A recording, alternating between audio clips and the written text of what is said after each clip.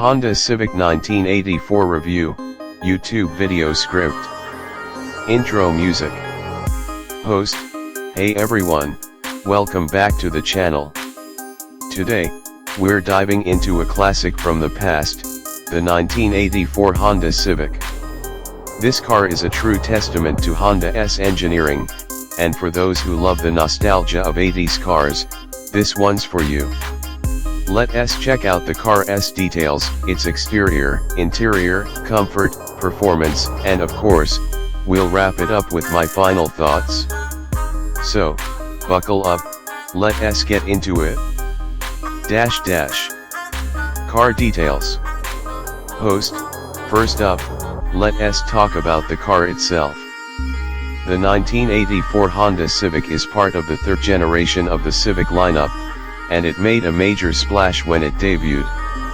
This compact car came in a variety of body styles, including a 3-door hatchback, 4-door sedan, and 5-door wagon.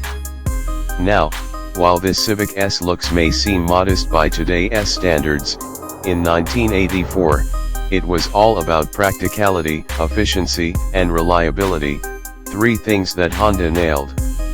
Under the hood, it featured a 1.3-liter 4-cylinder engine, delivering around 70 horsepower, which might not sound like much now, but back then, it was more than enough for this lightweight car.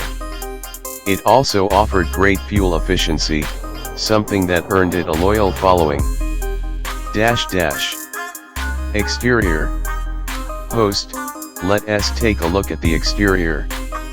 The 1984 Civic has a boxy, compact design with clean lines and sharp angles.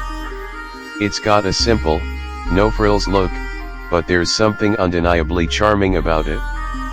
The front end features a distinct square-shaped grille, paired with the large round headlights that give it that classic 80s vibe. It's not flashy, but it's functional.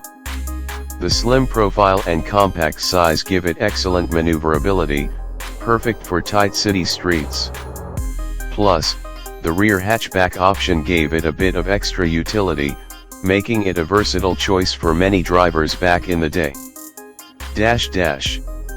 Interior. Host, moving on to the interior. Now, I'll be honest, the 1984 Civic-S cabin is pretty basic by modern standards, but that's part of the charm. The dashboard has this retro, minimalistic layout with a simple speedometer, and the seats, while not exactly plush, are surprisingly comfortable for long drives. Everything is very straightforward, no touch screens or fancy features, just buttons and knobs that get the job done. It's a no-nonsense